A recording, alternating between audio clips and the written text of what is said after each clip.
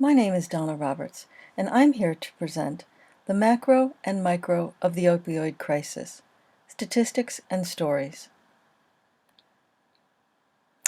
This opioid crisis is the worst addiction epidemic in American history. The statistics are alarming. But there is a key part of the story that statistics cannot tell. First, let's look at those statistics. Opioid abuse was declared a nationwide public health emergency in October 2017 after the number of deaths in the U.S. from opioid abuse rose to over 40,000 per year. If you live in the United States, your chances of dying in a car crash are 1 in 103.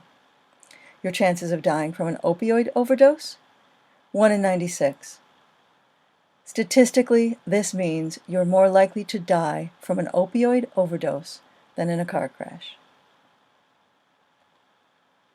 Research has revealed that among patients with a prescription lasting at least 8 days, 13.5% were still taking them the following year. The number still taking pills jumps to 30% among those with a 30-day opioid prescription. Once they're unable to obtain a prescription, people will then turn to an easily available, cheaper alternative, such as heroin.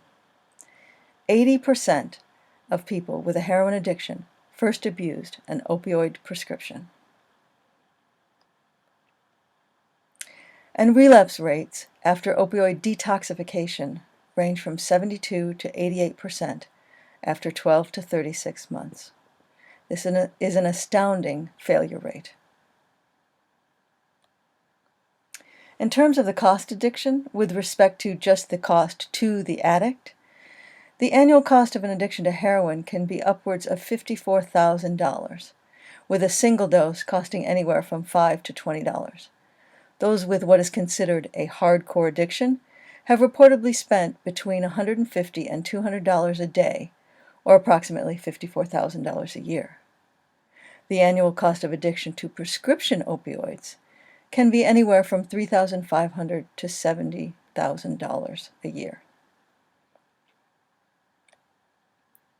This is the deadliest drug crisis in American history. Drug overdoses are the leading cause of death for Americans under 50, and deaths are rising faster than ever, primarily because of opioids and synthetic opioids. Overdoses killed more people last year than guns or car accidents, and roughly 2% of deaths, 1 in every 50 in the United States, are drug-related. More than 2 million Americans have become dependent on or abused prescription painkillers and street drugs. About 11.4 million Americans misused prescription pain medicine in 2016 and 2017, according to statistics, with 886,000 people using heroin. That's from the Department of Health and Human Services. During 2017, there were 49,068 overdose deaths that involved an opioid, according to the CDC.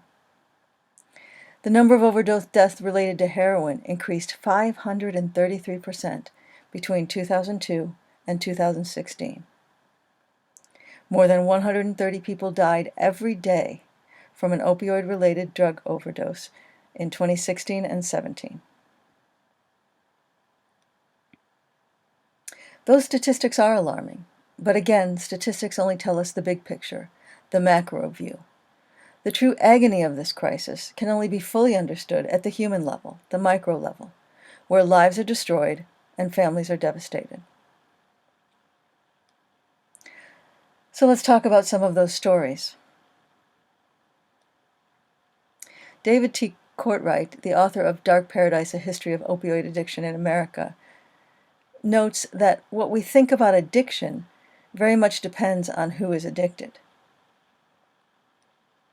Behind every statistics of addiction and overdose is a person, a daughter, a son, a sister, a brother, a mother, a father, whose life has become unbearable, and a family in crisis who has desperately tried to save them.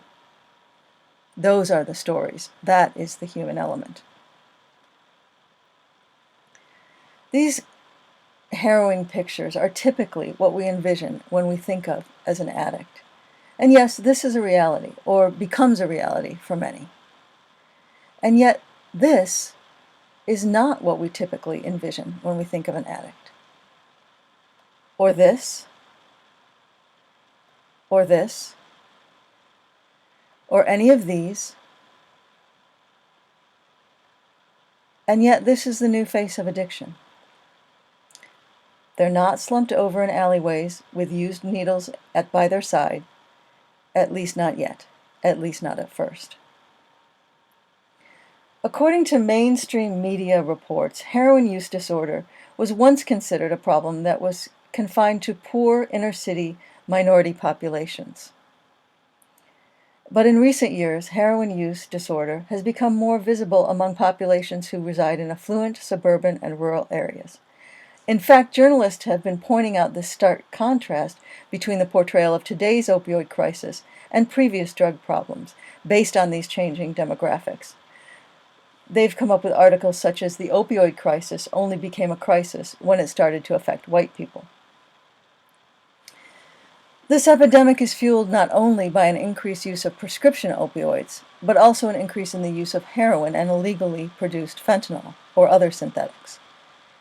2019 marks 20 years since Purdue Pharma launched its flagship signature drug, Oxycontin, and unleashed this epidemic that has touched everyone from celebrities to common citizens in metropolitan, suburban, and rural areas alike. The abuse of opioids has spread across every demographic in the U.S. We're seeing it in honor roll students, suburban moms, and elderly grandparents, populations we never considered addicts before.